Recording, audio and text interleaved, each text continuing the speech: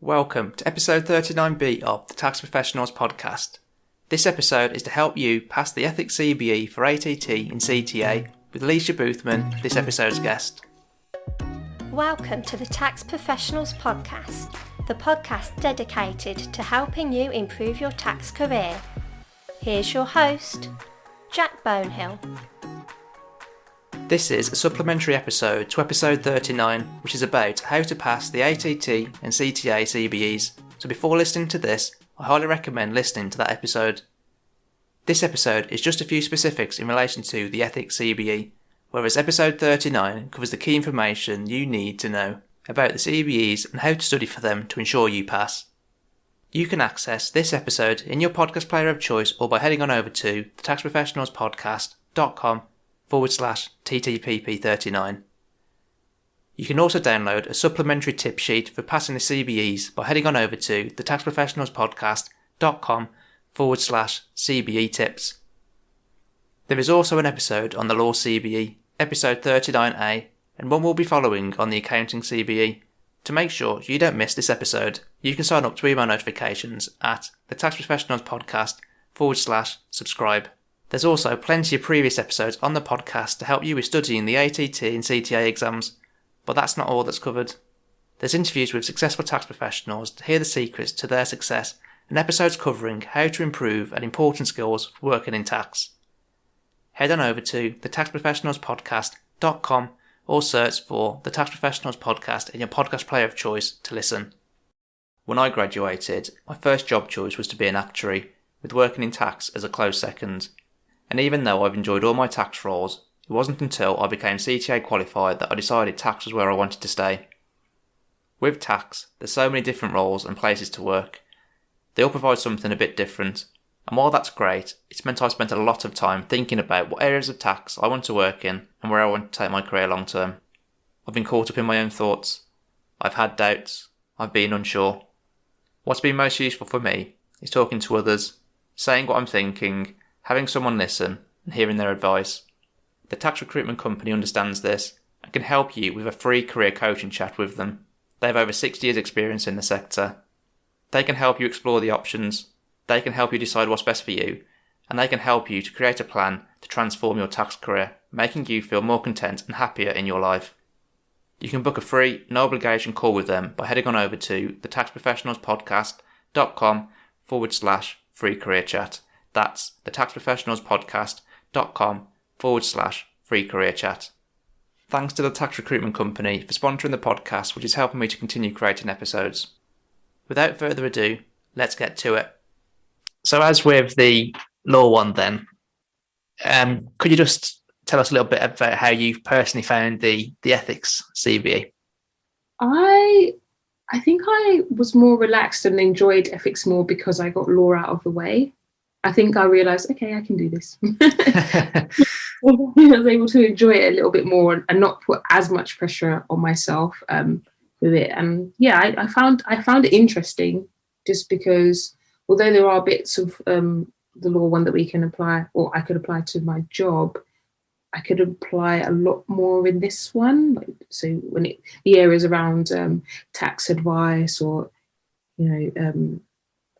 just client handling and things like that. Although I work with partners, it's kind of similar in terms of client-based. But yeah, I found it interesting. Yeah, and by the sounds of it, more practical then, day to day. Yeah. And not compared to the law one then, where there was a lot of facts to remember, did you feel like this was less fact-intensive then to law? Yeah, it was less fact-intensive, but there was still quite a lot of facts too. There is, yeah. I mean, we joked, didn't we, beforehand about like it should be quite easy to do this exam as long as you got some morals, because that's essentially what it's about, isn't it? Really, it's how good your moral compass. But saying that, there's plenty of chapters where that logic does not apply at all. Yeah. So I remember what anti-money laundering, I think you told me is in this as well, and that is not at all an intuitive or no. It's not, is it? It's completely not. And there's definitely some other chapters in there as well. And so whilst it probably is overall easier than the law exam, I say that with caution because there's still plenty of chapters that aren't easy. Yeah. Yeah, definitely. Similar with I think it was anti-money laundering, or one of the chapters where, I was reading along and I was like, okay, in my first instance, would I go to this person, or would I go to the exam board? Oh, it says to go straight to the exam board. It says to, it's like, oh, okay, well, oh, wow, okay. Yeah, there's some really weird stuff in there, actually, isn't there? Like, you think, am I ever going to actually use that? Like, they've thought of a lot of different scenarios, haven't they, that you could almost face as a tax advisor. And there's not many of them that's probably ever going to crop up in your life. But they've covered all bases. Just in case, yeah. So, as a general overview then, what is covered by the Ethics CBE? So there's a lot behind the actual professional rules. So that's to do with client service, the complaints procedure, how you charge your services, even down to advertising and and promotion and publicity kind of thing. And then they have the anti-money laundering section as well, like we spoke about. And they have professional conduct section, which is broken down. It gives you like different help sheets that you can use, which help you to deal with if you're dealing with errors, if HMRC are requesting information from you, tax advice. Yeah, there's a lot in there as well. If I remember, isn't there also some stuff about what you need to do if you like set up by yourself in terms of like having insurances and making sure that you're doing things in, like, it's almost as if like the whole thing is about making sure you are acting in a professional way at all times and upholding the standards almost of the ATT and the CAOT, isn't it? So that you don't really, I suppose, do anything that puts them into disrepute or something along those lines. Exactly that, yeah. And obviously most people, you'll pick up a lot of these things anyway, I think, just from work. But I think you mentioned about like marketing, for example. So it spurred a memory for me now, actually. Don't they talk about like what you're allowed to do and what you aren't allowed to do under like marketing to make sure that you're within like certain rules that exist around marketing? Yeah, like you shouldn't talk about other people's services or like put them down or anything like that, which should be a given, but obviously they've had to put that in there for a reason. Yeah. So if you work for KPMG, don't slate PwC. Yeah, basically. Yeah, it sounds obvious, doesn't it? But I think there are actually laws around that, aren't there? About not being able to just, I suppose, take a really underhand approach to marketing. Yeah, so I think there is. I think you can't name people because I feel like I've seen an advert recently. I think it's to do, I don't know if it was Huggies or Pampers, and it says something like better than the other big brand or something. Yeah. Like, you might as well name them at that point. Exactly. Being all cryptic about it. And then as well, actually, there are some other things I think that kind of crop up day to day as well. So you reminded me as well, actually, by saying some of those things. Like I think engagement letters are in there, aren't they? For example, like what you should include in an engagement letter to make sure that it includes everything to protect you and also your client at the same time. Yeah, it literally lists out I think it has a section on the terms and conditions, and it'll say what bits you need to include if you're working with like contractors as well, or it's quite in depth. Yeah, I suppose maybe when you're more junior at least, and when you've just started off working in tax, you might not get to see those things as much, but when you start seeing like engagement letters and that, it kind of adds a bit of colour, I think, and context around it.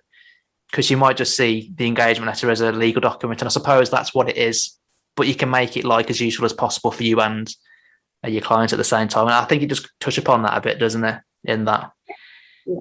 Yeah.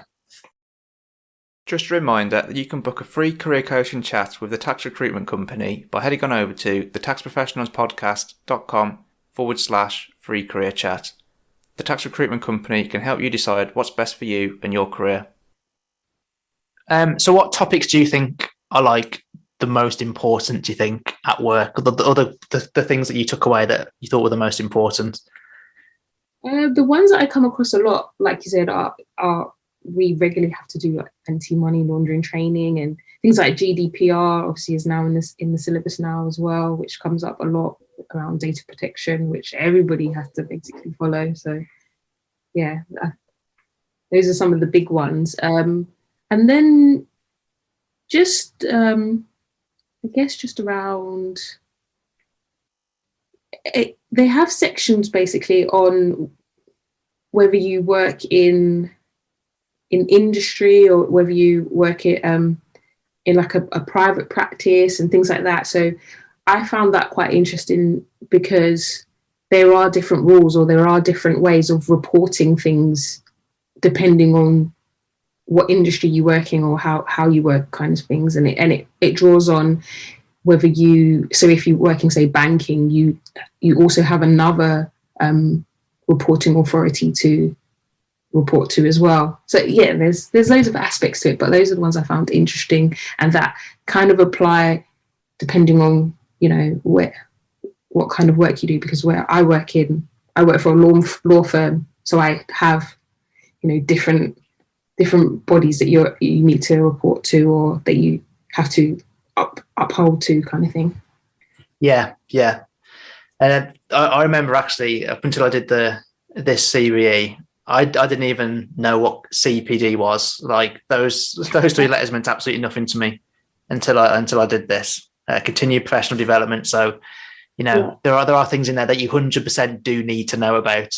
So it's not all just a bit of I dare say a Mickey Mouse exam in that, some of the stuff is to do with morals and stuff. There's plenty of stuff that you definitely need to know about for your job and for your future career.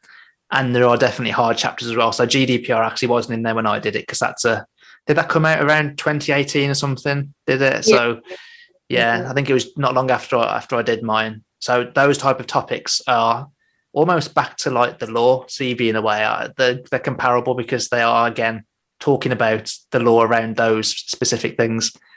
Yeah. So specifically in relation to the ethics CBE, what advice would you give to someone who's looking to pass it?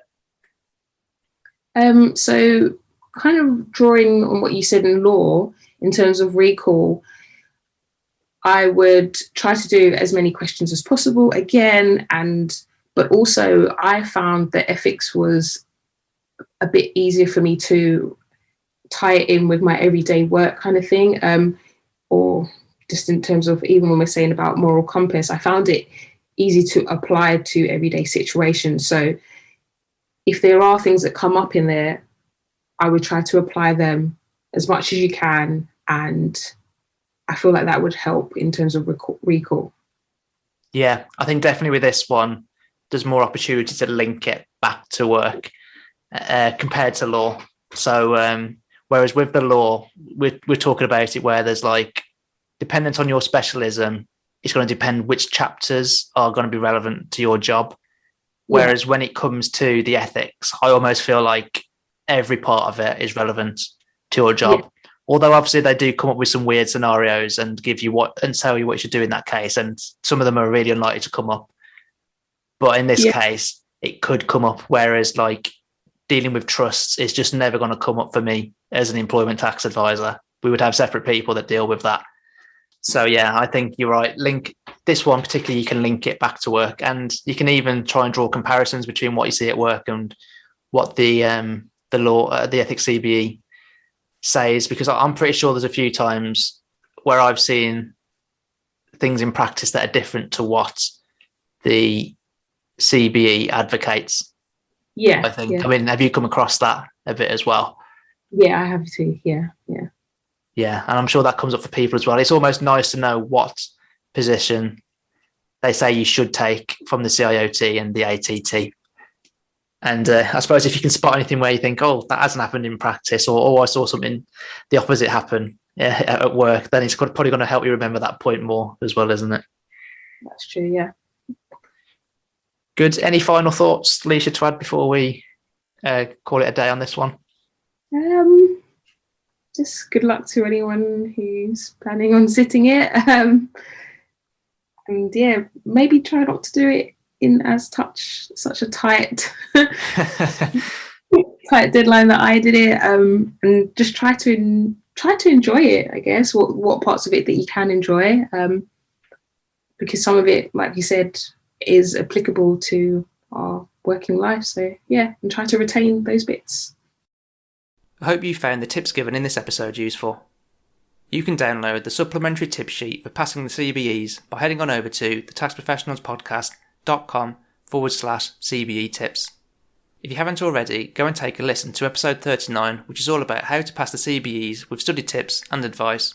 Make sure you don't miss on the accounting CBE episode which will follow this one by signing up for email notifications at thetaxprofessionalspodcast.com/subscribe. There's plenty of previous episodes on the podcast to help you with passing the ATT and CTA exams. Links to popular ones will be in the show notes for this episode. But that's not all that's covered. There's interviews with successful tax professionals to hear the secrets to their success, and episodes covering how to improve and important skills for working in tax. Head on over to thetaxprofessionalspodcast.com or search for the Tax Professionals Podcast in your podcast player of choice to listen. All of the links and episodes mentioned in this episode can be found in the show notes for this episode at thetaxprofessionalspodcast.com/TTPP39b. But that's it for this episode. I hope you liked the episode and have taken away some useful points to help you to progress, develop, and improve your tax career. Until next time.